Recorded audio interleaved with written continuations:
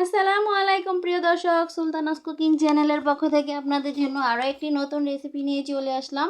আজকে আপনাদেরকে বানিয়ে দেখাবো আফগানি পরোটা।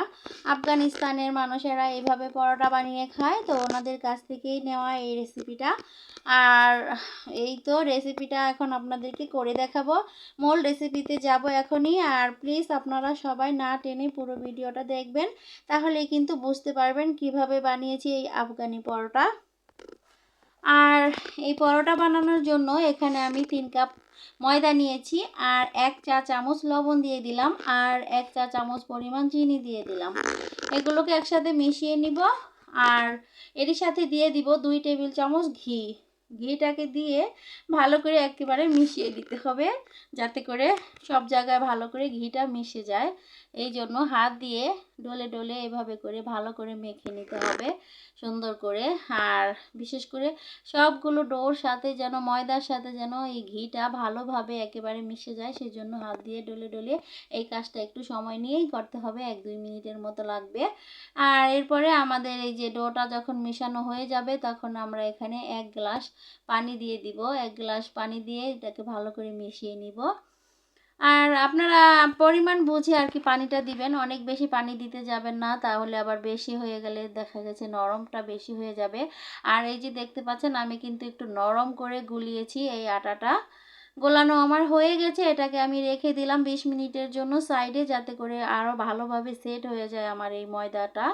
আর এখানে আমি 4-5টা আলু সিদ্ধ করে নিয়েছিলাম। এখন এই আলুটাকে আমি সুন্দর করে একটা ভিতরের পুর দেওয়ার জন্য রান্না করে নিব। আর এই যে দেখুন, কিছু জিরা, আনাম জিরা দিয়ে দিয়েছি, আর একটু সরিষার তেল দিয়ে কিছু পেঁয়াজ ভেজে নিচ্ছি এখানে। আর এই যে আনাম জিরাটা দিলে এটাও কিন্তু খেতে অনেক ভালো লাগে।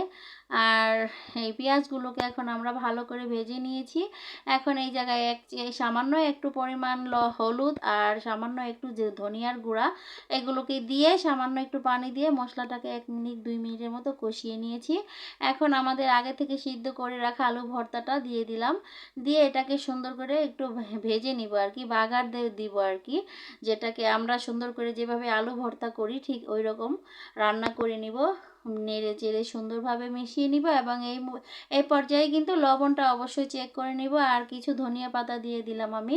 এগুলো আমার ডিপ ফ্রিজে ছিল, তো সেখান থেকে বের করে সরাসরি দিয়ে দিলাম ধনিয়া পাতাটা দিয়ে। এখন এগুলোর সাথে ভালো করে রান্না করে নিলাম।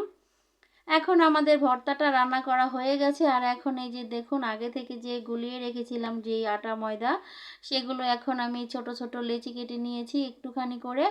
জাস্ট একটা রুটি বানিয়ে নিব, খুব বেশি বড়ও না আবার একেবারেও ছোট না, মিডিয়াম সাইজের একটা রুটি বানিয়ে নিব। আর এই ডোটা কিন্তু একটু নরম, দেখতে পাচ্ছেন আপনারা, এটা কিন্তু শক্ত করা যাবে না। এটা কিন্তু এই যে যখন আমরা ভাজবো, ভাজার পরে জাস্ট পুরি যেরকম নরম থাকে ঠিক ওই রকমই থাকে, অনেক মুচমুচে হবে না, আর একেবারেও নরম থাকবে না, পুরির মতোই লাগবে খেতে।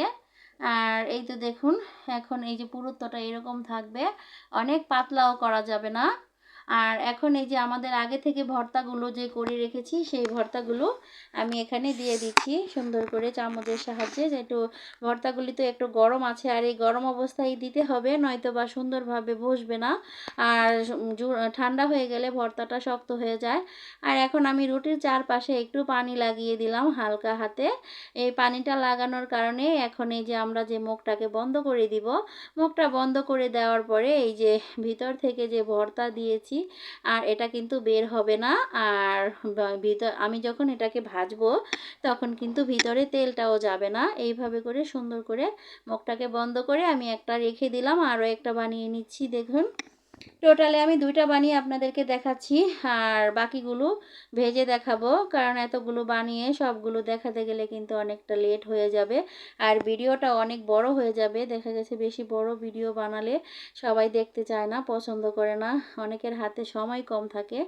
আর যাই হোক, সময় কম বা বেশি সেটা কোনো কথা না, যাদের যারা রান্না করা শিখতে চায় বা যাদের পছন্দ রান্না দেখা, তারা তো যত বড় ভিডিও হোক না কেন সবই দেখে।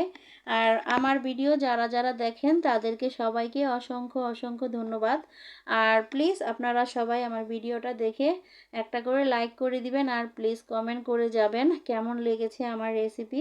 যদি ভালো লেগে যায় তাহলে অবশ্যই একটা কমেন্ট করে যাবেন।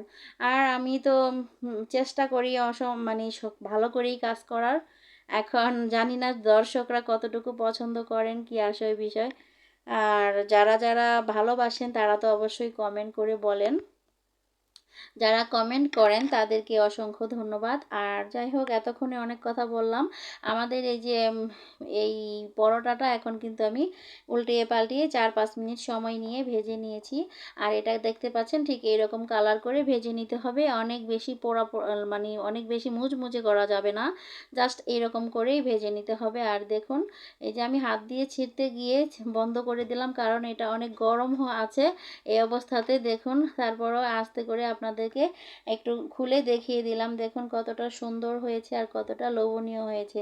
আপনারা প্লিজ আমার চ্যানেলটাকে সাবস্ক্রাইব করে রাখবেন এবং একটা লাইক কমেন্ট করে যাবেন। আল্লাহ হাফেজ।